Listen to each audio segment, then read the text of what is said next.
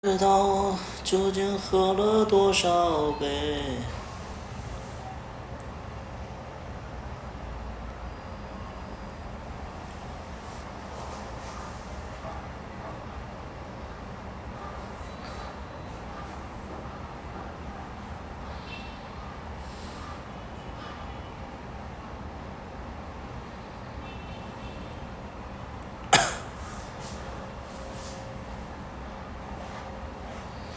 究竟有多美？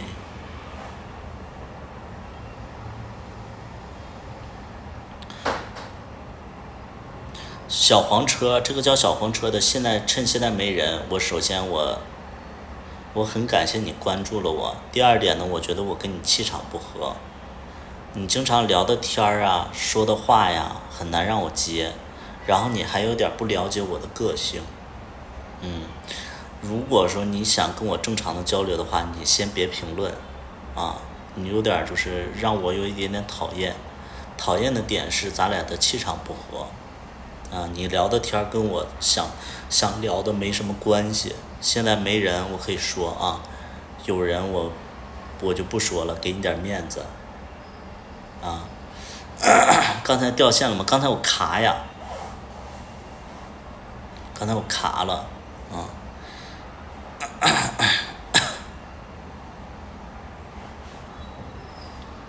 我就特别卡，我这个就刷不出来你们的评论。但是你们刚才听到了我说什么，听到请扣一这种，你们听到了吗？对啊，我这是看不见的，我这是看不见的。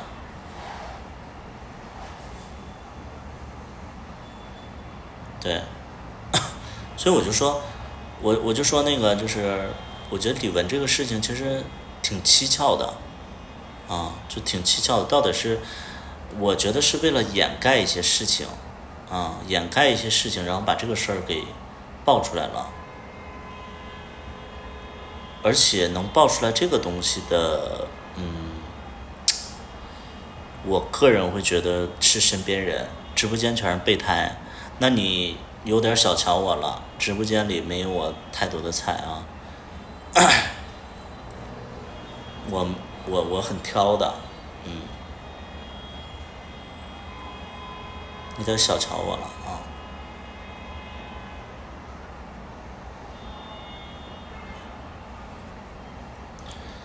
他姐有没有可能吧？你们就说有没有这个可能？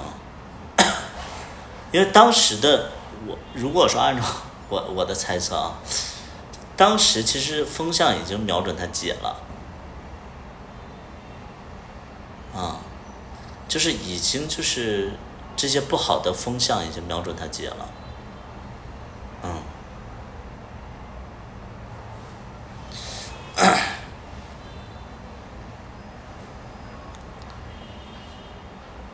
对，所以我就觉得咱们抛开就是浙江卫视这个事情不说，那我觉得他姐肯定是多多少少不是，也不是说确定是他姐，但是这个事儿就出现的很蹊跷嘛，对不对？就是他怎么可以生前的录音被爆出来了，然后而且这个东西是一般人是爆不出来的，啊、就比如最简单的例子，我记得曾经有一年有一位就是，当然我们因为大家知道，其实我也有一些就是娱乐圈的朋友，他们跟我爆料，他们说某男星出事儿了，因为那段时间那个某男星出事儿了嘛，然后被爆出来了，被爆出来，然后我其实还挺喜欢那个明星的，但是我就听我娱乐圈的朋友说，其实那个男星出事儿是为了遮盖那个男星出的一件事儿，你们能懂不？就是之所以这个男星出事儿，是为了遮盖那个男星出的事儿，就是那个男星的事儿马上被爆出来了，然后找一个比较小的明星去出点事儿，然后让大家的目光去转移，对，就是这个是娱乐圈的朋友告诉我的，嗯，对，所以就是我觉得就是可能李玟这件事情，嗯，也有可能是为了挡另外一个事儿啊，可能有的人是故意在这个时间段然后去爆李玟的事儿啊，但是确实挺可怜的啊，咱们从那个从这个一些信息来看的话，我觉得就是但因为李玟不是我这个年代的一个所谓的明星，其实我对她的印象比较少，只知道她是比较热辣的那种歌手，但是我觉得她的去世应该不亚于当年的那个就是梅艳芳嘛，这还就是咱们这代人啊，就经历了，对，经历了这个事情，我觉得，哎呀，还挺那什么的啊，对，就是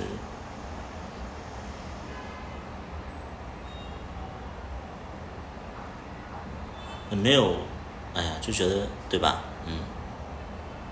唱跳歌手是的，我们小的时候就听他的那个好迪真好，大家好才是真的好，对，对我们从小是看那个广告，我们啊不是你们啊，你是不是地包天？你瞎了你的狗眼？我哪地包天啊？瞎了你啊！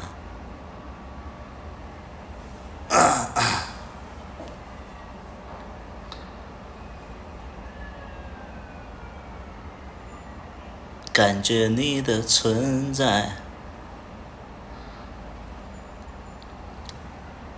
就是有的时候会觉得说，就是一个时代啊，就是经历了一些事情啊。又卡了吗？我这没显示卡呀。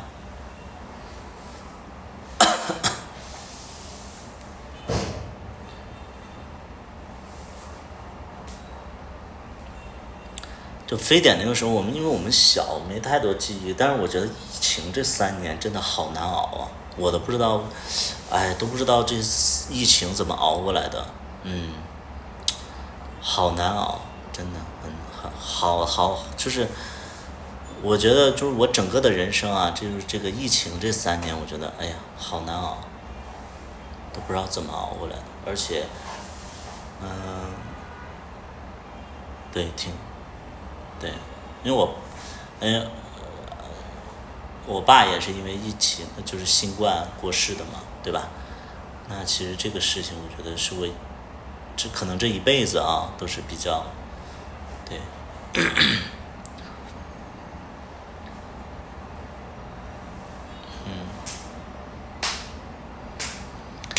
感觉你的存在。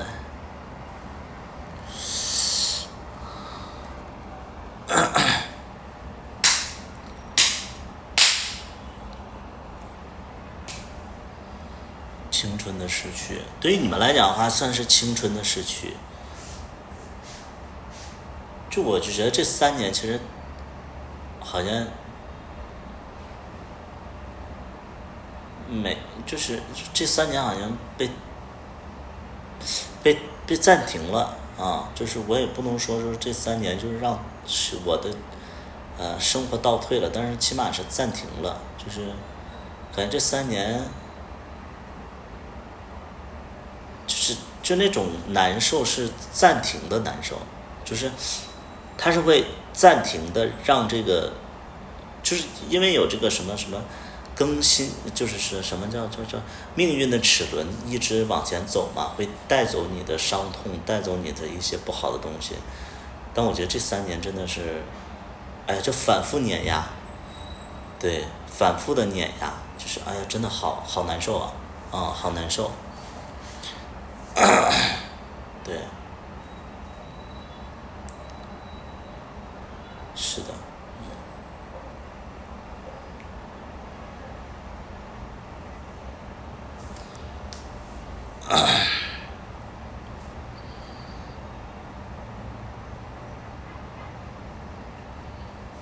就是让我会觉得说，反正就这个我们这一代其实还蛮奇怪的，就是干嘛要经历这么多？对，因为我其实我这一代啊，因为我30多岁嘛，我这一代其实就因为我们也就是刚生活变好，就是国家变好，然后就是整体的我们的生活也那个时候刚变好，对。但是我还吃了一点尾苦，就是尾巴的苦，就没有像就是可能城市里的孩子，他们出生了就没再吃苦了。我们可能因为我们是农村嘛，然后再加上家庭条件不是特别好，所以是真的是吃到了可能70、80后的小的时候那个苦，嗯，所以你知道现在其实我对自己的生活其实是就是比较满意的，而且是比较谨慎的，就是我很怕之前的那种苦再回来，嗯，对，很怕那个之前的苦再回来，对，所以就是你看我几乎不停歇的在工作嘛，就是不停歇的在工作，为什么？就觉得也没那么苦啊，对吧？就是也没那么苦，嗯，经常没饭吃，那你家也太穷了。那你家比我家还穷，我们是有饭吃的啊，我们是有饭吃的，我没赶上没饭吃的时候，因为我们是农村嘛，农村家里有地嘛，那怎么会没饭吃呢？我们只能说没肉吃，但是没饭吃没经历过啊。就我经历最苦的时候就是没油吃，没油，豆油，对，没豆油，然后荤油，因为家里也没养猪，所以就没有猪油，嗯，就是粮食还是有的，因为农村嘛，粮食，嗯，对，我没有经历过，小的时候没挨过饿，没挨过饿，但只是就是我们东北就是白菜土豆白菜土豆对，不是我们温饱肯定是没问题的，粮食是有的。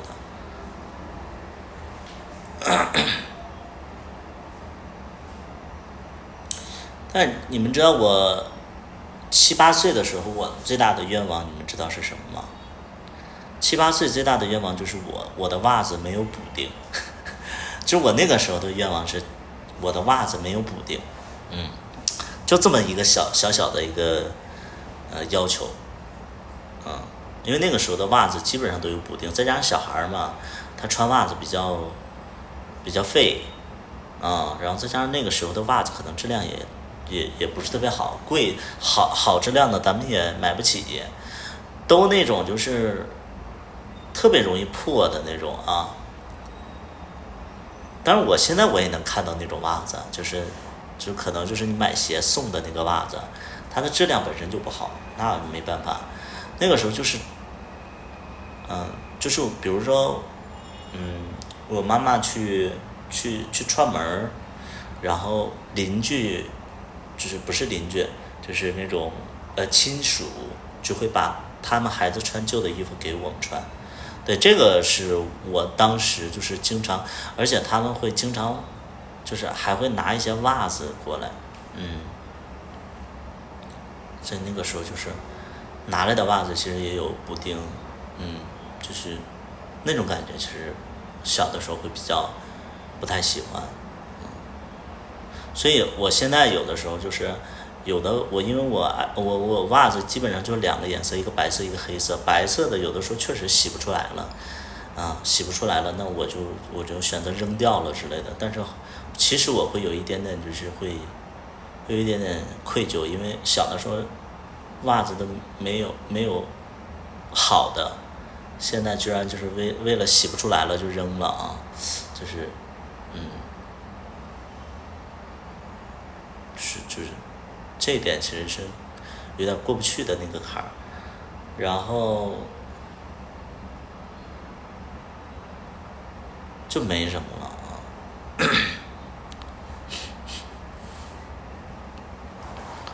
小时候思想很超前，13、14就有同性恋的意识，我没有，我对同性恋这个事情没有太多的感触。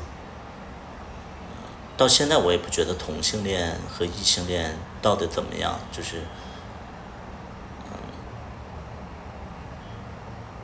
反正我没被歧视过嘛，我觉得我没被歧视过，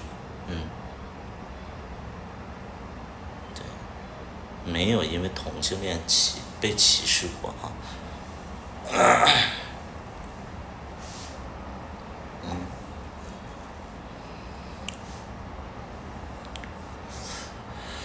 哈哈哈哈！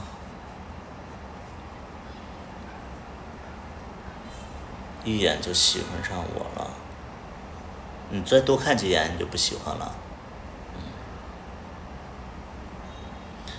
快多看2眼，快！都想为你表白。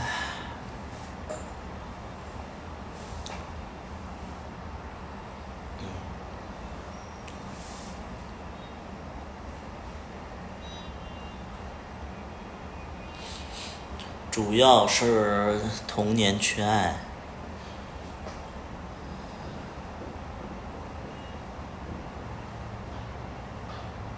我童年其实也不缺爱，因为我父母虽然说没有太多时间陪我们，但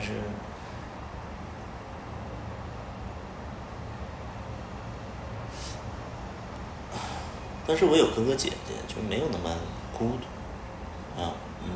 也不是什么留守儿童，就是在家上学的时候也是心思都用在学习上了，就没有时间感受孤独，没有。然后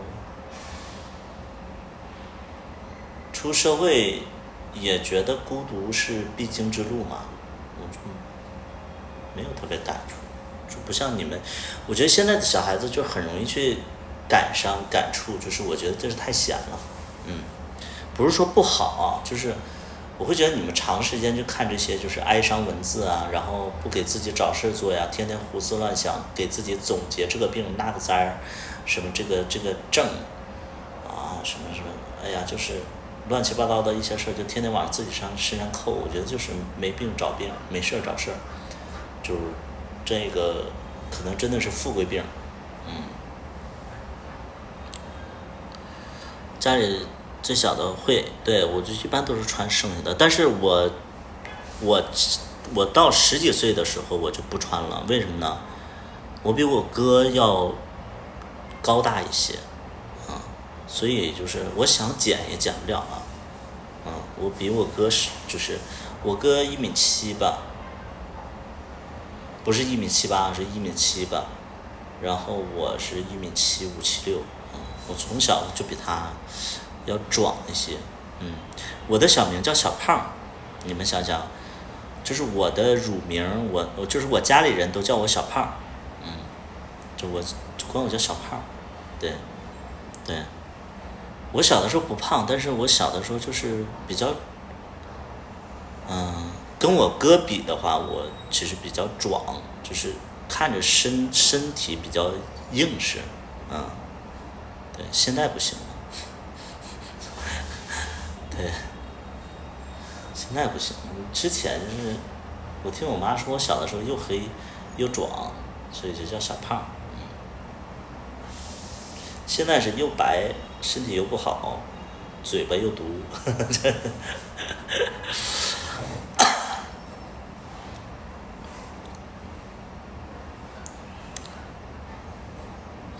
现在就是，然后他们有人还说那个，有人还说我越来越像那个沈腾了，在这里不无聊吗？你要无聊你就先走，就我特别讨厌就这种人。我在这块聊得热火朝天的，他说你在这里不无聊了，你扫不扫兴啊你？你这样的人你是没什么朋友吧？啊，找了对象后身体就不好了，什么应该是虚了，跟你找对象没关系。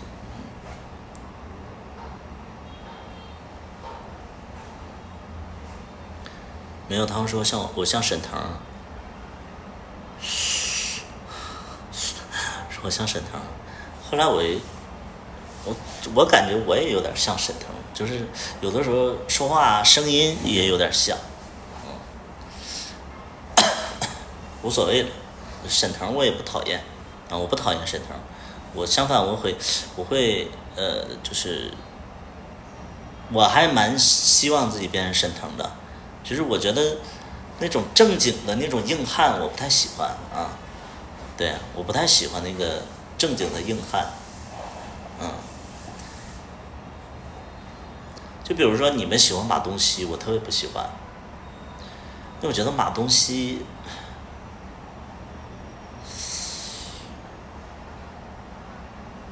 你要说他要可爱嘛，我觉得很吓人。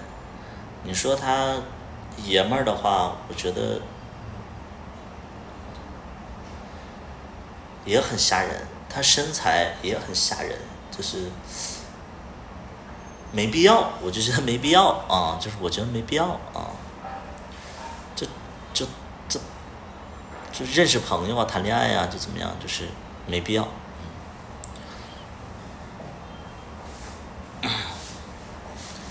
我喜欢的类型其实就是比较，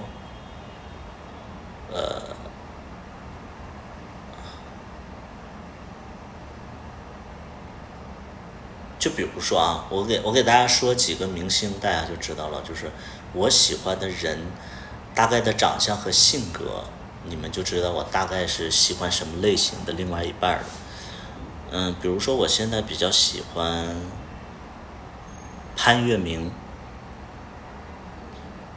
黄黄轩，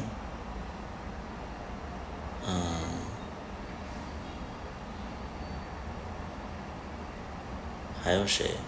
潘粤明、黄轩，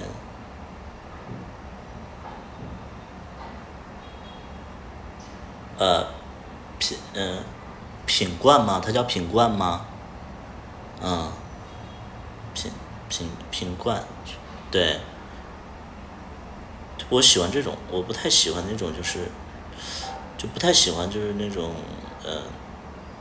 特爷们儿那种，就是比如说我比较讨厌的明星有甄子丹，有那个不是，我现在就说我讨厌的，你们就知道我特别讨厌什么类型了，就是我讨厌甄子丹、周一围，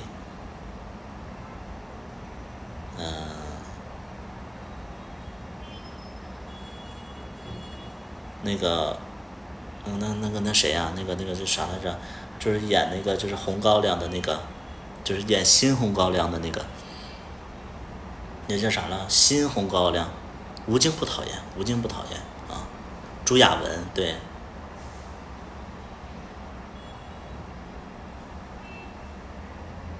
差不多，就朱亚文什么我都不喜欢，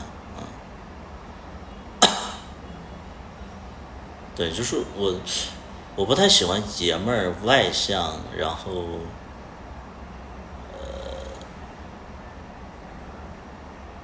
对霸道我不太喜欢。苏有朋一般，苏有朋有点太嫩了，嗯，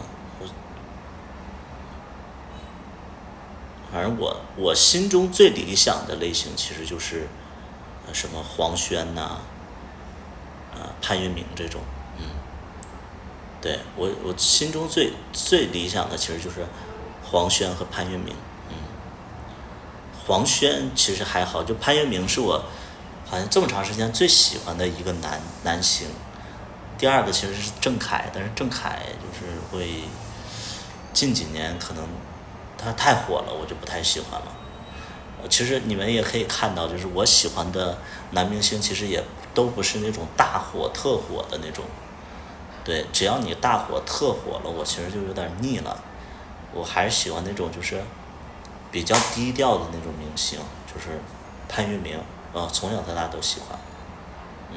雷佳音不喜欢，雷佳音有点就是最近有点太火了，而且雷佳音身材不好，长相可以，身材不喜欢熊，我不喜欢熊，我特别不喜欢熊，不喜欢。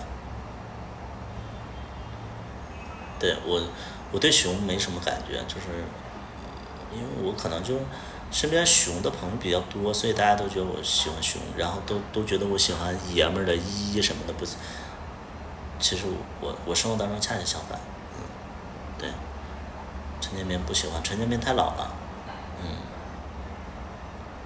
对，陈建斌太老了，我我的择偶标准是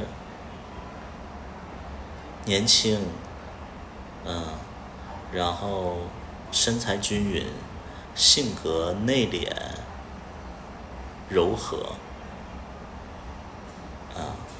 这其实就是这样，对，那些都那些都对那些对于我来讲的话，他们有点太高调了，不喜欢。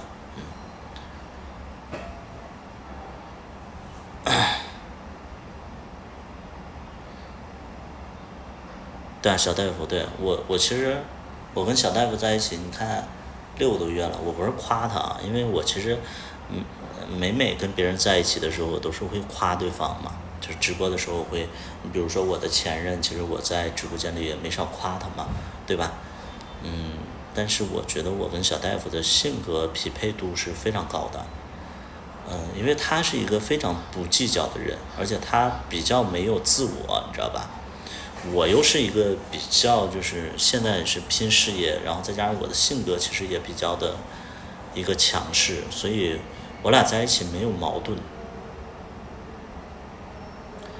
然后他又是一个非常不自我的人，所以就是在一起非常舒服，非常舒服，对，互补，非常互补，就是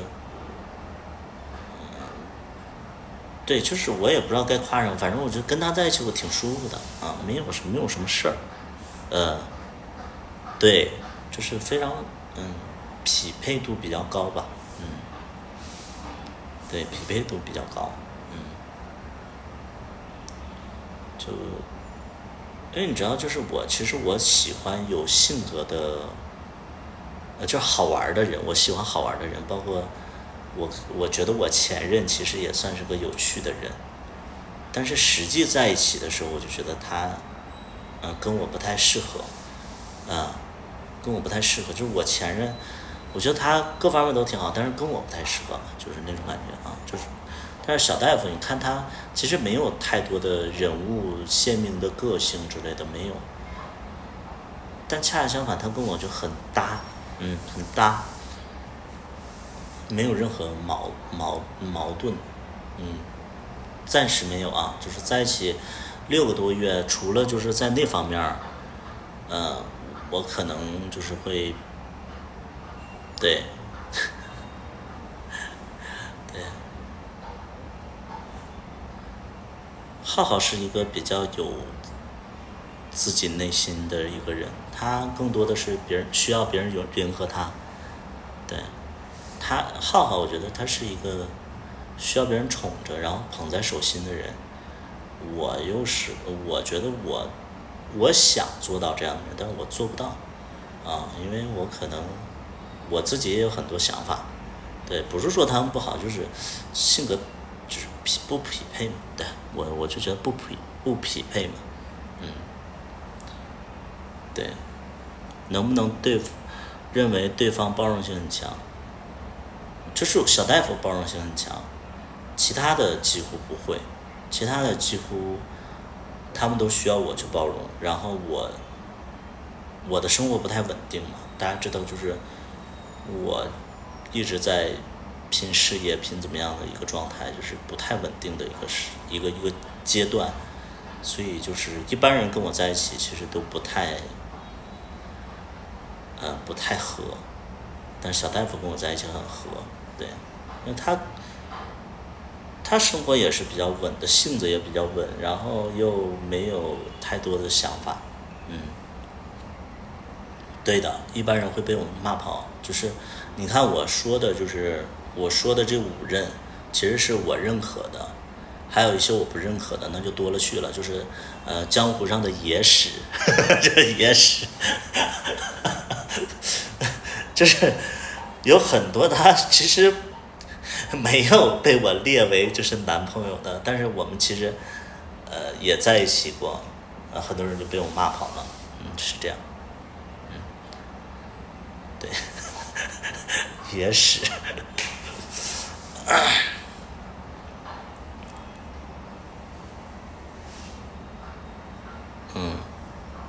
很了解你的性格，对，了解我就知道，其实你比如说就是刚才直播间里有一个叫小黄车的人，我为什么讨厌他？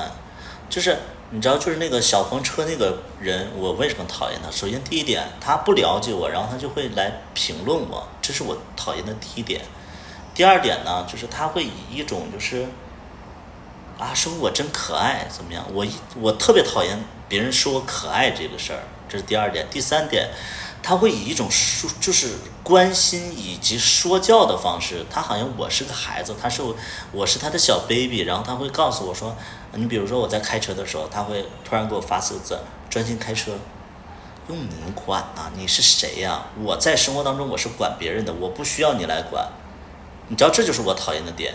但是你说他有错吗？他没错，但是我讨厌这样别人管着我，讨厌别人在这块就是弄不清谁是身份的这种状态的，就我觉得有点就是那种就是霸道总裁偶像剧那种，然后对是个老头，对，就是我不太喜欢被别人这样对待。没有错，真的没有错，但是你得看别人是什么一个状态。就比如说我是个霸道总裁，对，我是个霸道总裁，然后我去关心别人，但是你得搞清楚别人是不是霸道总裁。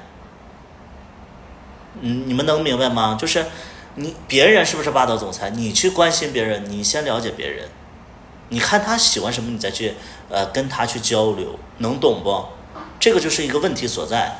你像我跟小大夫在一起呢，就是我俩都没有确认过彼此是什么心理，但是你知道吗？就是我跟小大夫在一起的时候，就是我就是霸道总裁，我说啥是啥，他说好，然后但是呢，我喝多了以后呢，然后我又会就是闹他，他要像一个妈妈一样，就去照顾我。就我觉得这个是舒服的状态，就是彼此是就是就舒服的对对，情商比较高，其实也不是情商吧，就是可能我真的能压制到，对，压制到一些人，就是有吃我这一套的灵，对，我压制不住的，那说明他要么呢，就是他是有，就是他可能会要求我更多一些对，有的人可能会要求我更多一点，就比如说，我就举个最简单的例子，就是浩浩，我觉得他也没毛病，我也没毛病，但我觉得他内心是个小公主，我得拖着他，我得给他最好的，然后我得拖着他，然后我就是得供奉着，就是那种就是浙江那边不是那个就是对浙江那边的朋友，就是他们会比较会生活，然后就是知道自己想要什么，就那种感觉。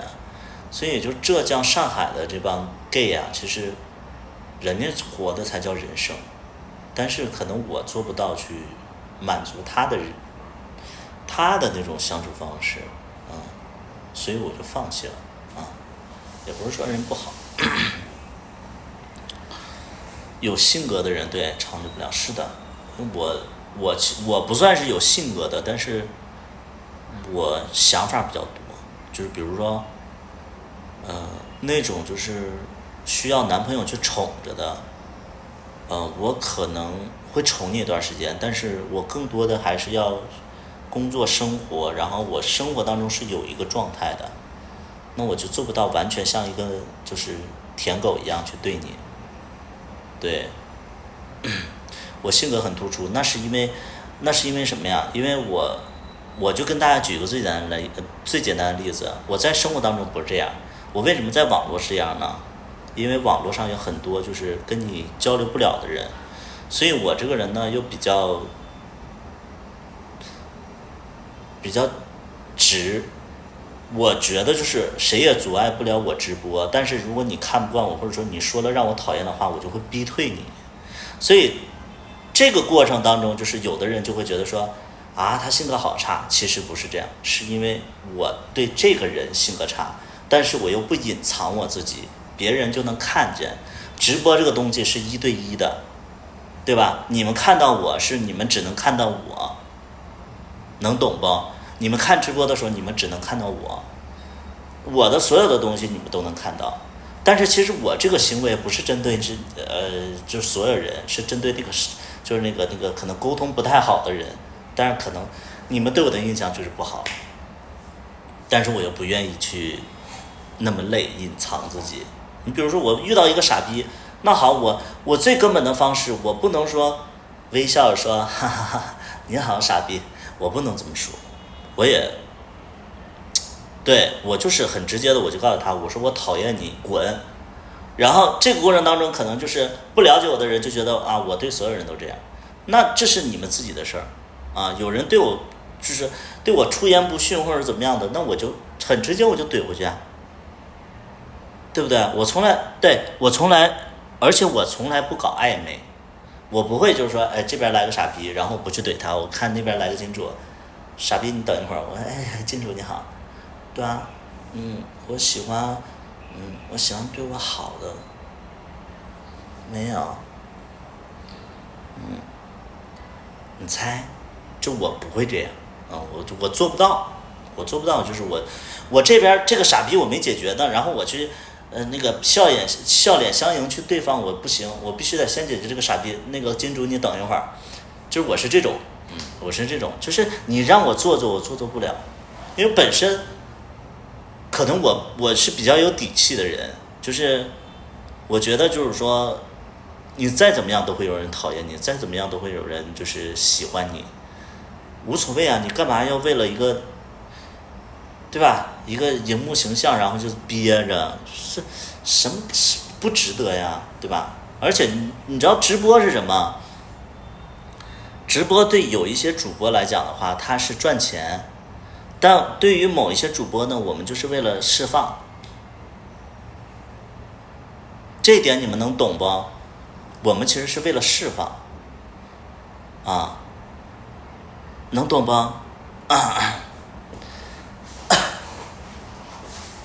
我们不期待就是说通过直播赚你们一点钱，你们那点钱说实在的，自己觉得它是钱，我们不觉得它是钱。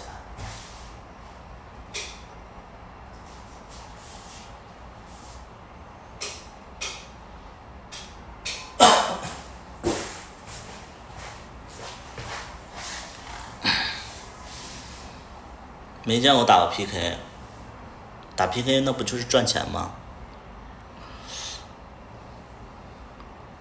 打 PK 的意思就是什么呢？就是我们假装跟对方就是在打 PK。我给大家分析啊，打 PK 其实就是我假装跟对方我的胜负欲很强，然后我假装其实他们私底下都说好，就是咱俩今天打个 PK， 然后咱俩多赚点行。但是他们私底下其实都认识，但是装作不认识。哎，你好，怎么玩啊？行，那惩罚是什么？故意把惩罚说得很大啊，行，家人们，这把惩罚太大了，我不能输，家人们，咱们一起努力，好不好？咱们体现这个粉丝团的这个凝聚力的时候到了，咱们就是一定要赢，好不好？家人们，最后给我刷个礼物，还有最后的20票，家人们，来，咱们搞一个偷袭，好不好？搞一个偷袭，来，3、2、1，完了输了，家人们，你们不给力啊，家人们。要闻袜子，你说我平时我真的不喜欢袜子，怎么闻呢？你知道吧？就其实他私底下就是个奴，你知道吧？还在这块，哎呦我的天，哎，我都觉得无语。所以你看，我从来不连线，就是袜子谁没闻过呀？那玩意儿我洗袜子之前我都是先闻一把呀。对不对？对吧？你这样揭露他们好吗？这还用我揭露啊？你们是第一次知道这个事儿吗？你们才知道吗？你们才知道啊？哎呀妈！我以为这都是公开的秘密了。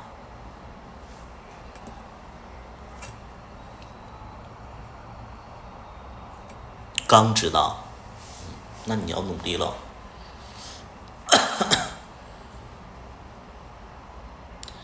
就自嗨，你知道吗？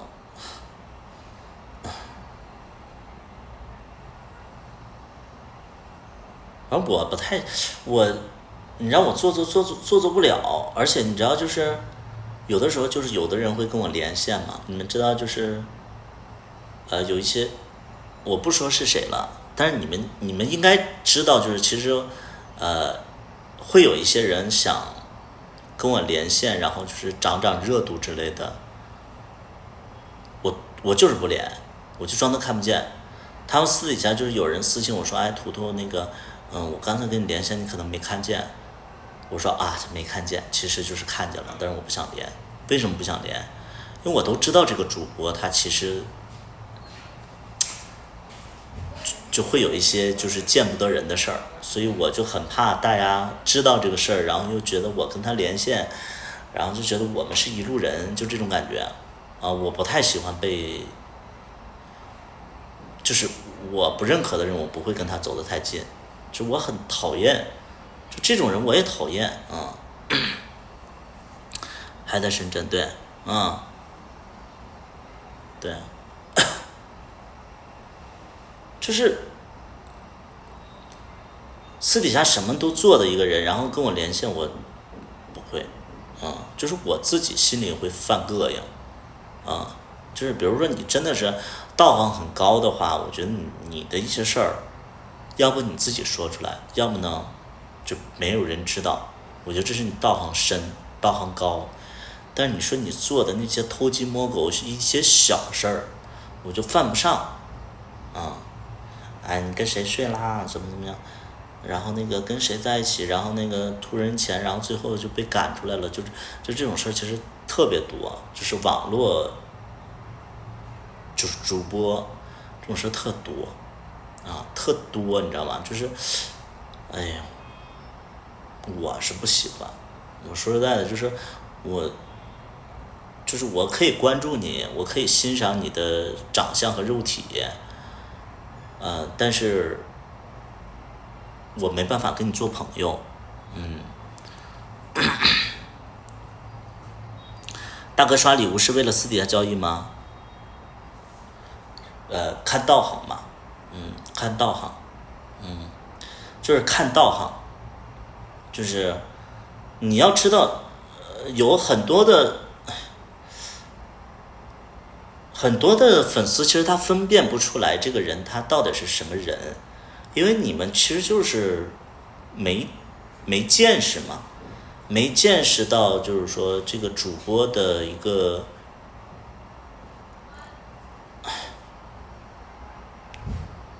我就给大家举一个最简单的例子，就是我的粉丝，多年的粉丝，然后有一天跟我私信，他就说，某某某人某某人，然后那个找他借钱不还，问我能不能告他，我说谁呀？他说是一个主播，应该你也认识。我说谁呀？后来我就知道我知道了是这个人，我就说怎么可能是这个人？我说那个他欠你多少钱？还是6万还是几万？然后是说自己就是可能那个时候没钱了，可能是换工作一直在家待着之类的啊，然后就找这个粉丝借钱，然后这个粉丝呢就觉得说他挺有名气的，然后找自己借钱，就觉得说他是信任自己，或者说就是可能爱情来了，所以他就是借了，借了之后，然后过了一段时间，因为那个主播他已经借到钱了呀，他就不会对我那个粉丝特别热情了。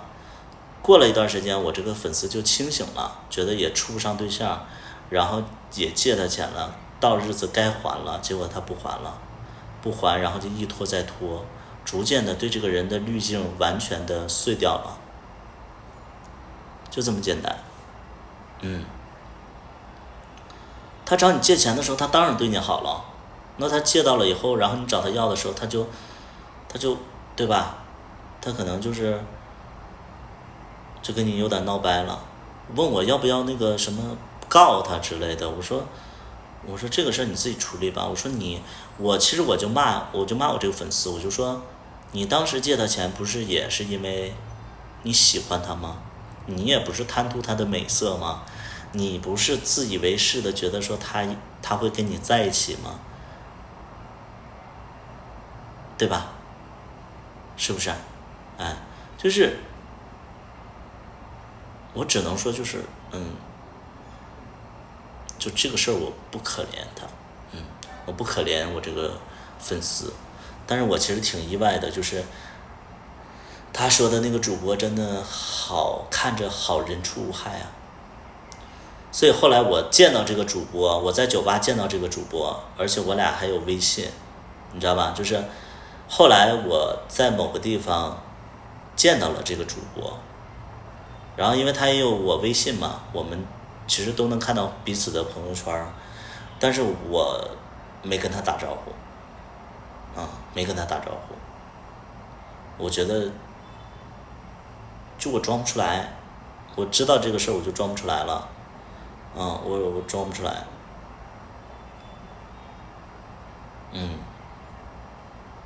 我其实特别特别不喜欢就是那种表里不一的人，我喜欢的是那种就是他表面上他像个骗子，哎，他真是骗子，哎，好，你做得好，你从来不隐藏自己，你真的是真男人，你就是，哎，你真的是有说到做到，咱们就是有一说一，咱们就是真的很好，但你就是那种表面上是那种，对吧？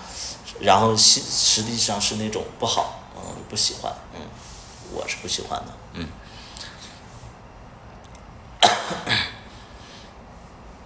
对，我觉得假了，挺失望的但是后来想，谁规定他就应该是那样，对吧？所以这主播的滤镜其实，哎呀，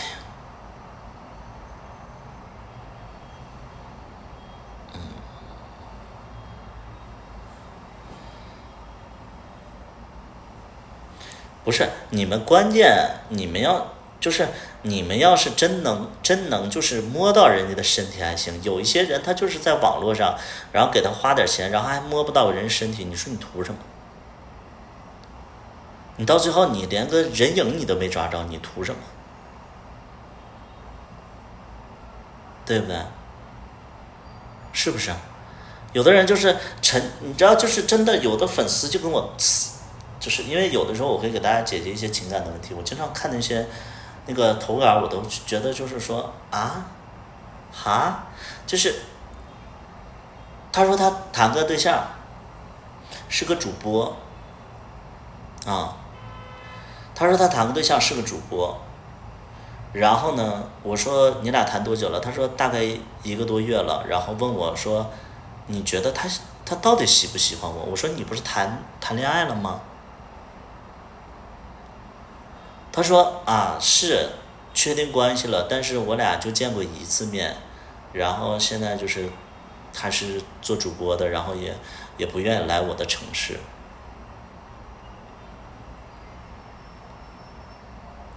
我说那这算是谈恋爱吗？算怎么确定身份了？就是确定关系了，就是经常会有这些东西啊。跟别人谈恋爱就是不知道对方喜不喜欢自己，那你谈什么呢？这叫谈恋爱？我懵了，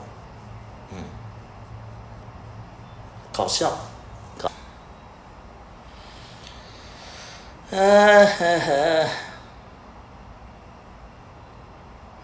我不能说所有的主播都是坏的啊，起码就是我觉得我还行，我觉得我还行，因为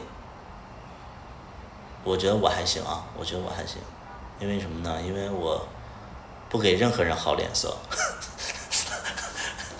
对，从来没有那些谄媚的那种现象啊！你看我对谁好了？直播间哪个人我给他好脸过，对不对？咱们这种怎么可能，对不对？大哥也不是 M，对不对？大哥也不喜欢就是别人骂他，对不对？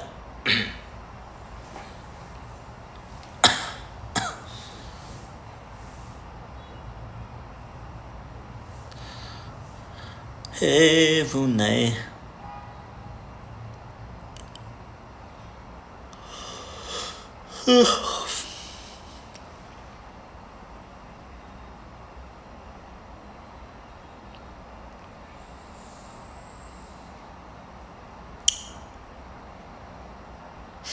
说这么久，哎，有点累，让我歇1分钟。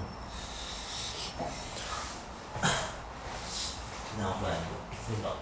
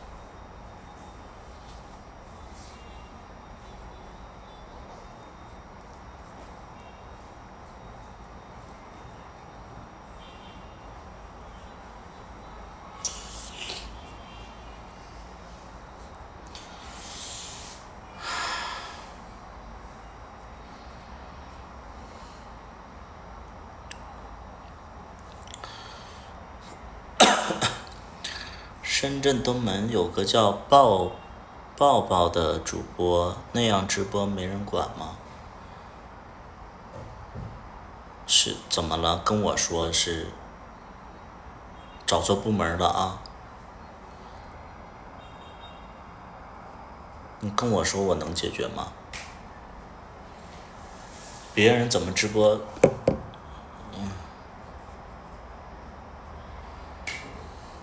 现实中几个男朋友？现实当中不就应该一个吗？你说前任是不是？几个前任是不是？那多了，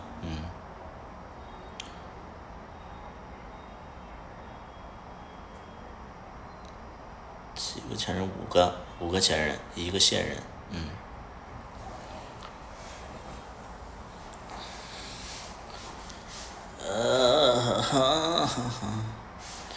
兜教授，兜教授是谁呀、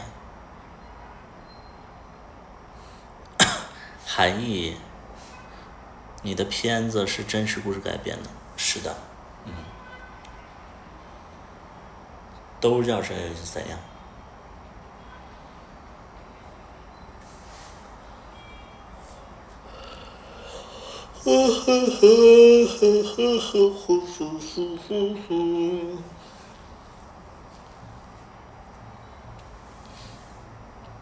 还会再拍吗？有时间，有时间会拍，有精力会拍，现在没精力，直播很费眼的呢，我告诉你，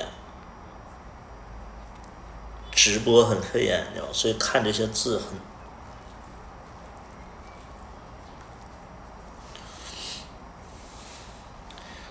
我做什么工作的？我是做生意的啊，我做生意的。什么时候会在酒吧？周五、周六会在啊。周五、周六会在。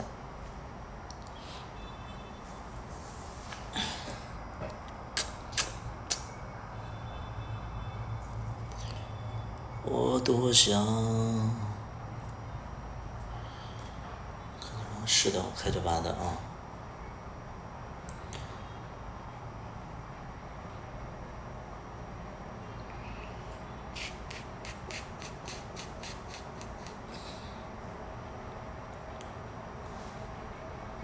翻卡人气很高的兜教授不认识，不认识。什么人气很高不认识？人气很高那还是没有太高啊，我不认识。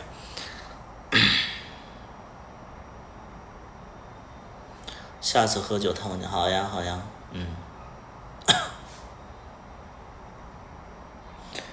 我多想。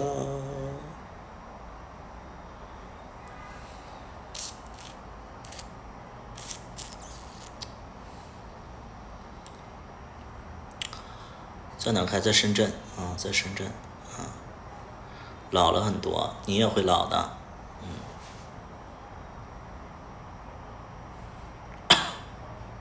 哒哒哒哒哒哒哒哒哒哒哒哒。卓越有酒吧地址是的啊，生气了。那个韩毅啊，你话太密了啊。首先，我觉得你不太了解我，你先看，啊，别总评论，啊，什么我生气了，你酒吧在哪儿？这一看就不了解我嘛，禁欲会让人年轻，那你就自己年轻吧，我要老死，我要老死，我不能禁欲的，我禁欲我就不行，不行，咱们就是老色批。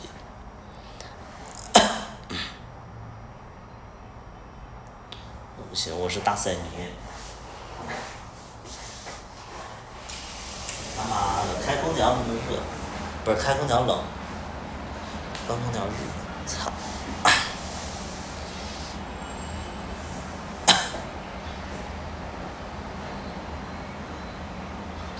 叶尔斯要开到湖山，是的，要开个分店，现在就是已经拿到地了，然后就是在筹备装修，红山店大概就是10月吧，10月份，那主播还是1天1次吗？不一定。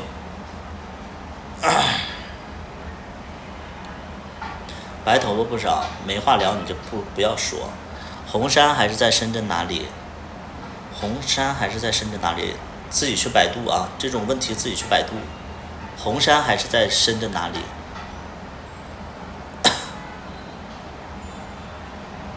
你的问题是什么？我没听明白。你是问红山是不是在深圳，还是说什么问题？没看懂。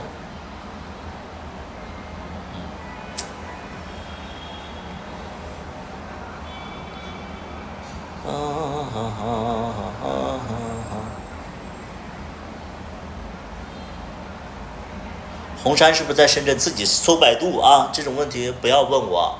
什么我们深圳的天气怎么样？自己搜百度好不好？哎，不要没话找话，太累了。就你们现实当中就没有什么朋友？吃饭了吗？没吃，吃的什么呀？饿的有点头晕，为什么头晕呢？饿的。咱们就是说有一些人聊天就，哎呦我的天，还是认识了你们酒吧的一个营销经理才知道 S 啊，可能是萌萌 K 或者说 Z1 吧，是不是？我觉得应该是他俩其中一个，对不对？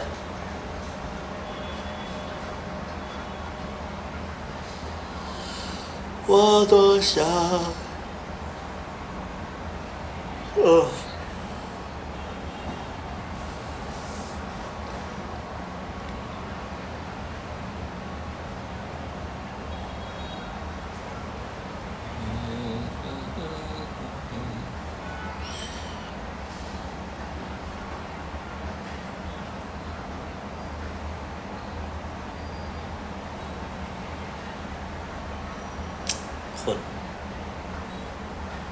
困了，家人们，我有点困了，家人们，我快给我点精神食粮，聊聊有趣的事儿。来，咱们八卦一下，你们知道什么八卦？快跟我讲一下。你们有没有什么八卦呀？就是你们讲个八卦，我就能啊，真的假的？就是这种有没有八卦？直播不是我一个人事儿啊，好不好？你们就是也分享一下。只想知道我的八卦，我那不算八卦吧，大哥们，我的八卦那都是我自己说出来，那不是八卦，那就叫野史。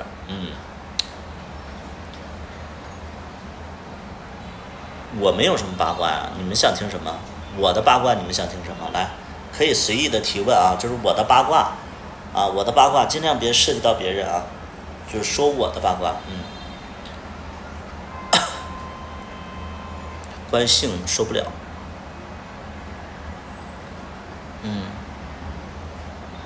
什么真毒假毒？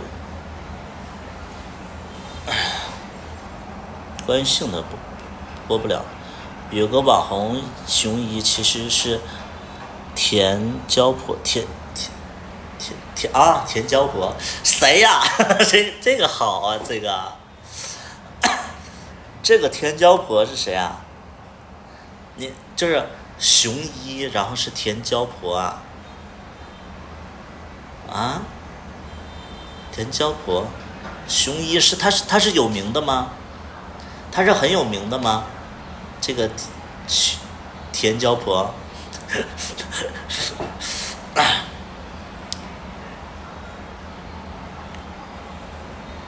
这个田娇婆是个很有名的人吗？不有名那你别说了啊，很无聊的。再说谁没有点癖好啊？我觉得这个也不算是什么八卦啊。但是立人设的人，这个就算八卦啊。你比如说你突然有一天你会那3万多那多了去了。你比如说百里屠夫对外宣称他是1，然后他突然你们知道他私底下做0，背着自己老婆做0，这种算是八卦啊。你其他的你别说百里屠夫其实是个1，这不算八卦，因为所有人都知道他是1啊。很无聊。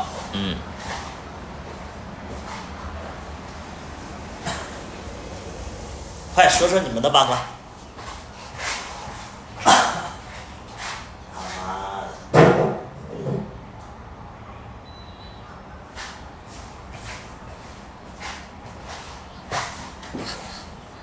抖音3万多，还有没有其他的？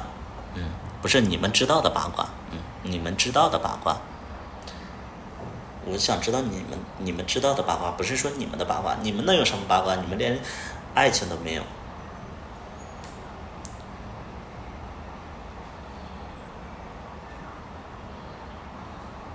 明天情人节了，你们连爱情都没有。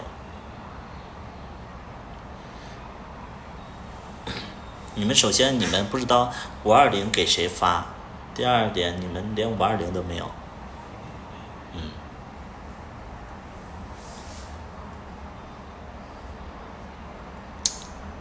很累是不是？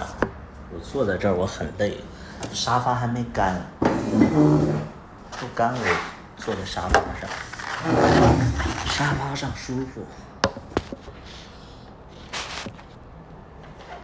好湿啊这是。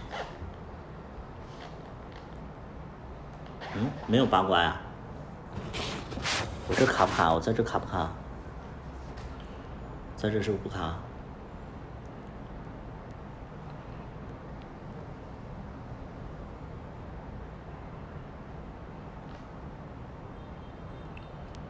？Hello。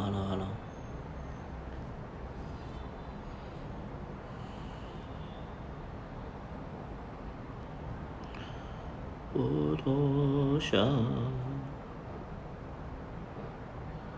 你们没有八卦呀？你们天天在这块关注这个关那个，看这个直播看那个直播，你们没有八卦呀？啥也不是。想听听你们知道的八卦都没有。天天你不是给这个点赞，给那个点赞，关注这个关注那个的吗？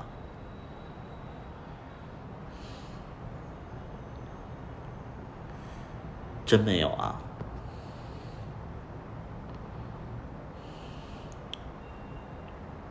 但是他立的人设是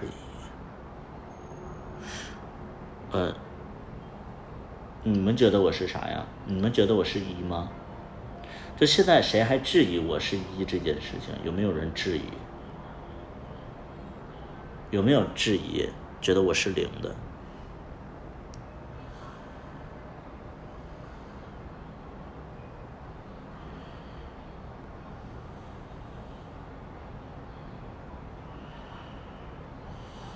我觉得你是0.5都可以。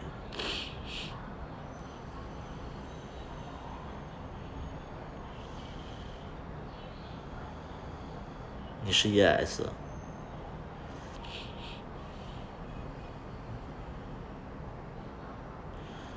0就0呗。老二是1是0。我都说了，我直播间不要提别人。首先这是对我的不尊重，第二个是对别人也不尊重，能明白吗？像这种傻逼问题就别问了好吗？龙2是1是0，这种问题就不要问了好吧？再一个，我觉得人家是1是0跟你们都没关系，不要觉得自己是粉丝，然后就跟人有可能，不可能。他不像我一样，我是真的操粉。我说什么呢？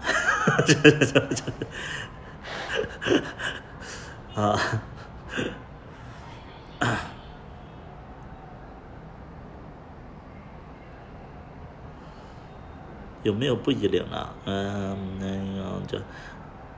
这很难说。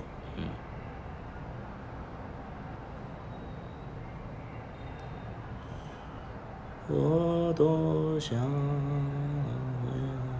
你唱。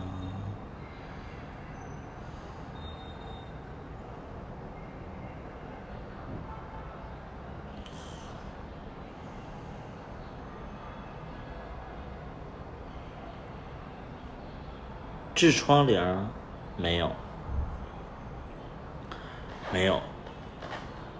痔疮0有什么呀？痔疮0有你们很介意痔疮0吗？我不知道痔疮0是什么0。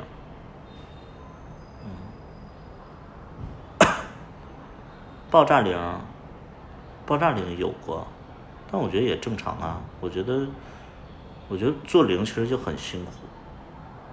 做0其实就很辛苦。我觉得灌不干净，我觉得情有可原的。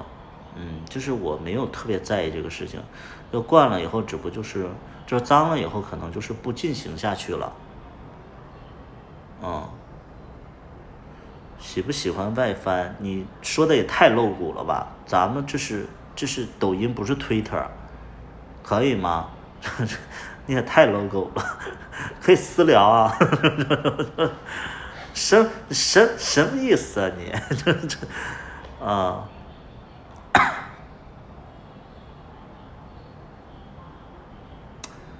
但你们要理解0啊，我觉得0其实前期就很那个那啥，就是前期零就是很麻烦的，所以我觉得再加上有些零他其实没有太多的经验嘛，我觉得脏也就脏了嘛。而且你像我是不怎么就是几乎不约炮的，你知道，就是前几年也不能说这个词儿，就是我是不我只是就是说跟谈恋爱的时候才会发生关系嘛。那我觉得谈恋爱的话，那我就不介意他脏不脏的这个事儿了。就是我只要跟别人谈恋爱，如果说他弄脏了怎么样的，我也不是特别介意。都是先确定就是他是我喜欢的，能喜欢的人就无所谓啊，对吧？你们能懂不？就你要说你出去那个就是跟别人就是陌生人的话，我觉得可能会你有点介意，但是也活该你。对，我觉得活该，因为你跟陌生人嘛，那你活该。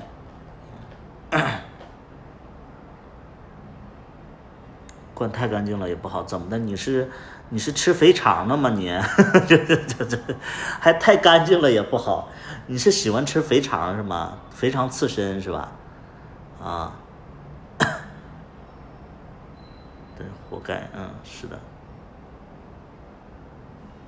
真的对于我而言的话，我都觉得说，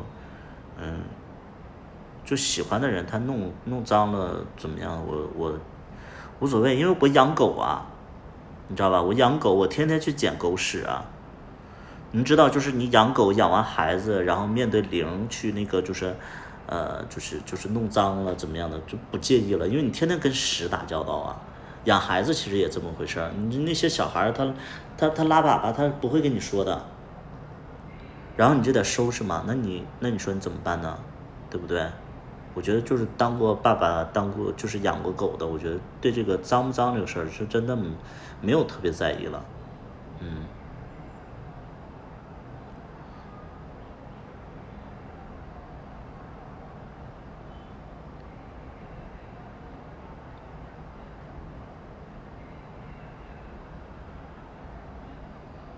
嗨嗨嗨嗨嗨哟！大棉袄的二棉裤。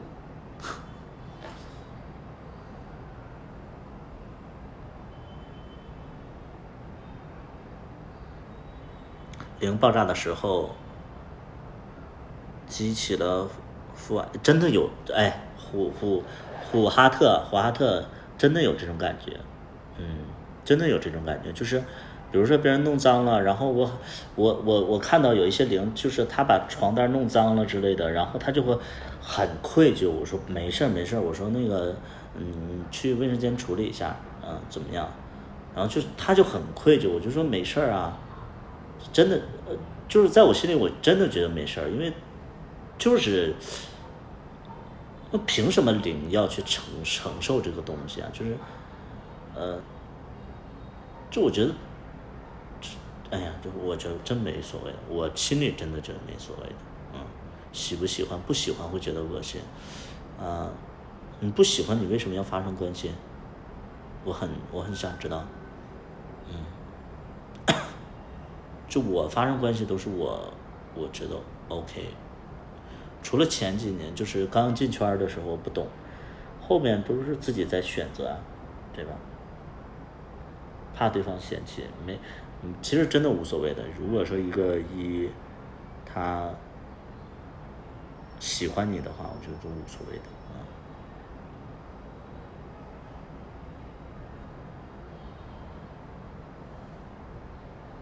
对，谁会故意呀？你知道吧？谁会故意呀？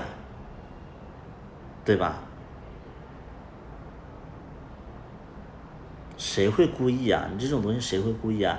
哎，我今天我好想拉在你的床上啊！我今天我一定要拉在他的床上。今天我就是故意拉在他床上，我让他恶心死。你知道没有这样的啊？任何一个零都没有这样的。你干嘛呀？就是多大的仇啊？这是，对吧？这不神经病吗？这啊，哪有那么多对，这其实就是跟我就是很多人就是的生活的一个问题，就是他们其实没有太多的选择。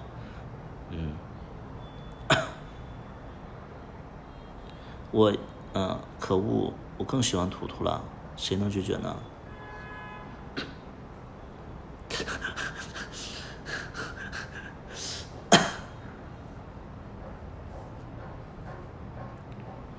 嗨嗨嗨嗨嗨嗨哟！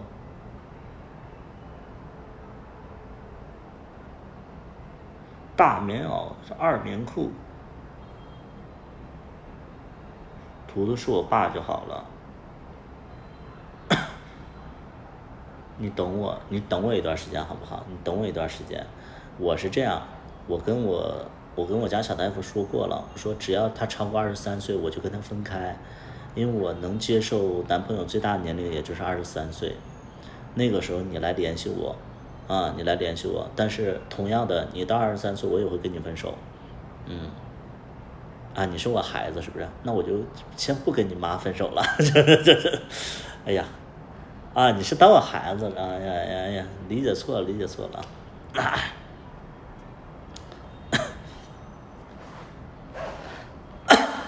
周六那天看人挺多的，是不是？中年粉丝，我不管中年粉丝，反正我也不好过。就是我，你知道我人生当中最难过的一个阶段是什么吗？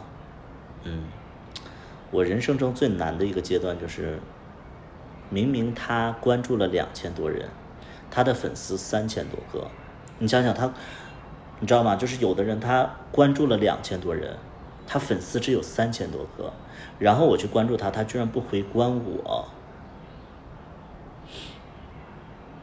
什么意思？我在你这2000多人的这个关注里边，我都不能有一个位置，你知道吧？然后我心里我就在想我就说，他可能是，他可能是就是平时他也不看那个谁关注他，那我给他点赞行不行？那我就点赞，我点了好多赞，过了一段时间依然没关注我，问题出在哪里？我是不是得给他评论？我给他评论，我就给他评论，还是没关注我。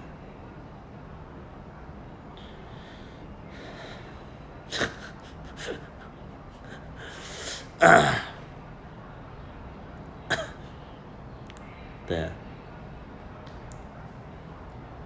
，2000多的关注，3000个粉丝，他居然不回关我。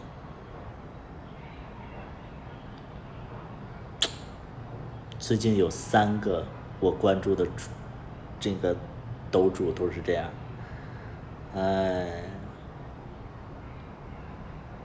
但是我依然没取关他们，我还是期待有一天他们会看到我。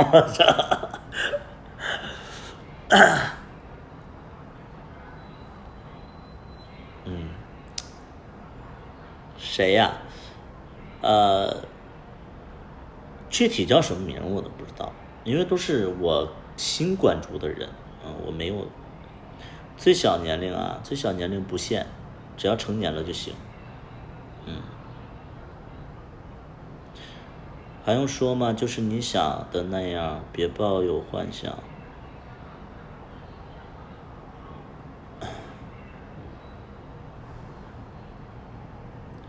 该不会那几个都喜猴吧？我也是猴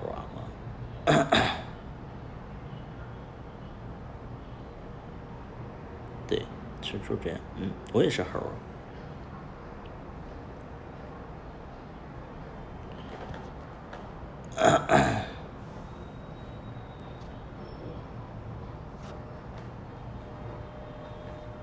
还有人就是你知道，曾经还有人传说我跟那个火儿什么是一对儿。我说怎么可能？他在美国，这传我和胡二在一起。我说他在美国，我说怎么可能？就有的人传的有鼻子有眼。后来我一打听，他们说，对呀，就是白里屠夫一直在那装。然后我就打听，我说为什么传我俩那个是一对呢？后来他说他俩不是拍过戏吗？我说那叫龙二，你知道吧？我说那个叫龙二 ，OK， 你知道吗？就是很莫名其妙。传我跟虎二有什么？我说我说没不可能啊，你知道吧？就是这，对。后来搞的是龙二，我说龙二我俩也没发生什么呀，是的，对。有的人他认不清人的，你知道吧？嗯，专辑封面背靠背啊，那个是我俩 P 的耶，我俩都没在一起。还有开酒吧吗？有，还在开，开了3年了。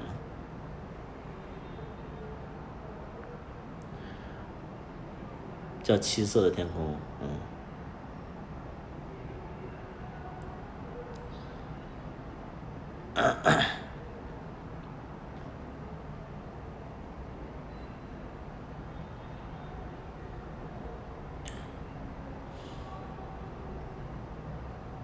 啥时候开到龙岗去啊？你龙岗有人吗？我想问一下，龙岗有人吗？就你自己问问自己，龙岗能有多少人？呃，对啊。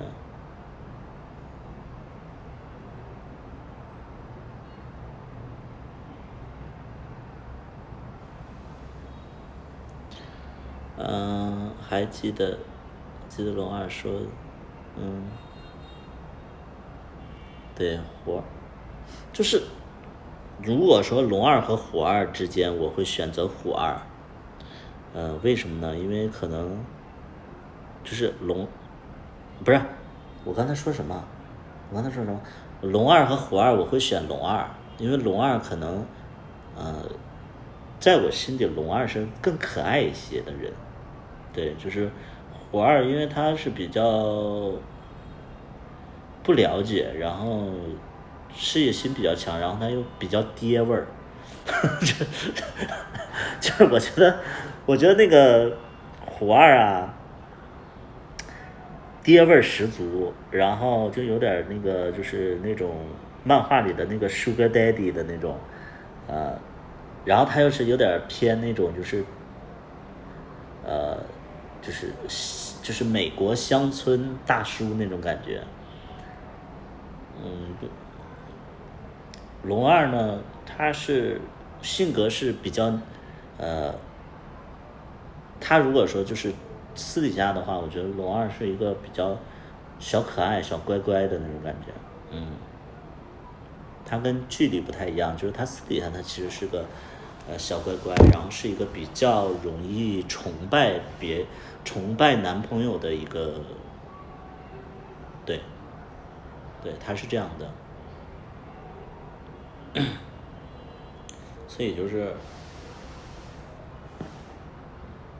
明显就是龙二更好玩一点。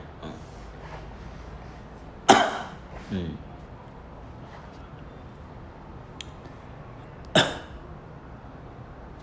龙二不是比你大吗？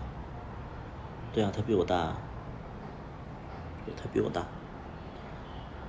但其实我对龙二其实会产生，除了我对他其实会产生就是除了普通朋友之外的一些感情，但是其实就是没有那么夸张，但是我依然会觉得说，我跟龙二拍戏的时候，我个人会觉得说，嗯，挺好的，挺好的，就是在剧情之外，我也会就是愿意去保护他吧，对，有心动的感觉，应该算是有吧，算是有。拍第一部的时候非常，嗯，拍第一部的时候，第一天的时候，我就被他的现场的那种敬业精神，我就特别喜欢。嗯，那个经理哪个经理啊？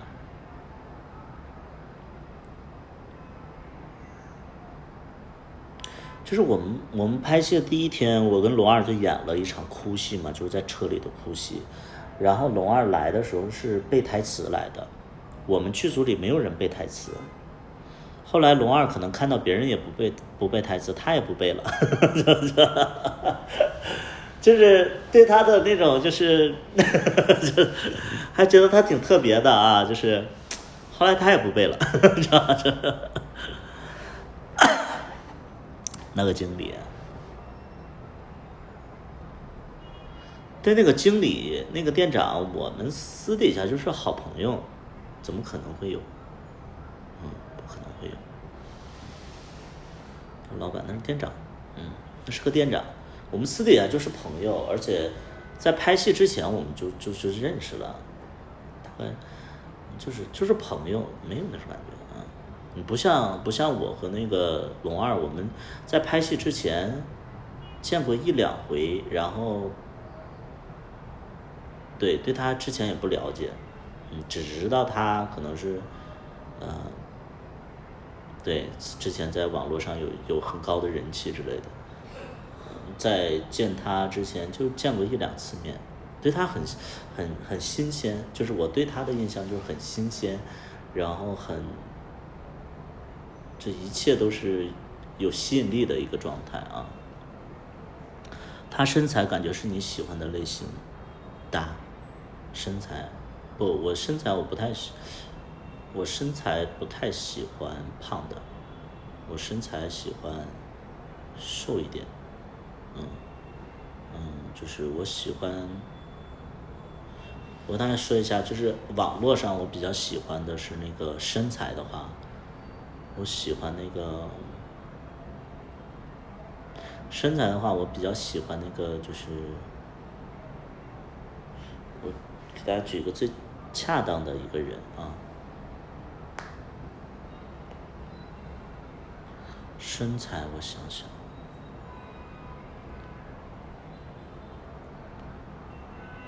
身材